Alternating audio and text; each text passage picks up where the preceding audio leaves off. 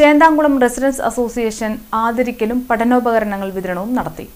ചേന്താംകുളം residence association 2025-26 അധ്യയന വർഷത്തിൽ SSLC +2 പരീക്ഷകളിൽ ഉന്നത വിജയം കരസ്ഥമാക്കിയ കുട്ടികൾക്ക് ക്യാഷ് അവാർഡ് നൽകി ആദരിച്ചു.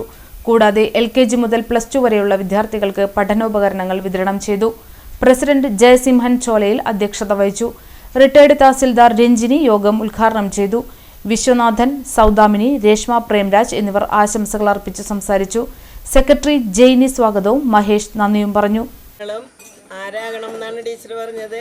ചിത്രശലഭങ്ങളാകുക കേട്ടോ. APJ പറഞ്ഞ പോലെ ഉറങ്ങുമ്പോൾ കാണുന്നതല്ല സ്വപ്നം, ഉണർന്നിരിക്കുമ്പോൾ കാണുന്നതാണ് സ്വപ്നം. എല്ലാവർക്കും വലിയ വലിയ ഉയരങ്ങളിലെത്താനുള്ള സ്വപ്നങ്ങൾ കാണുക. അങ്ങനെ സംഭവിക്കട്ടെ എന്ന് ആശംസിക്കും.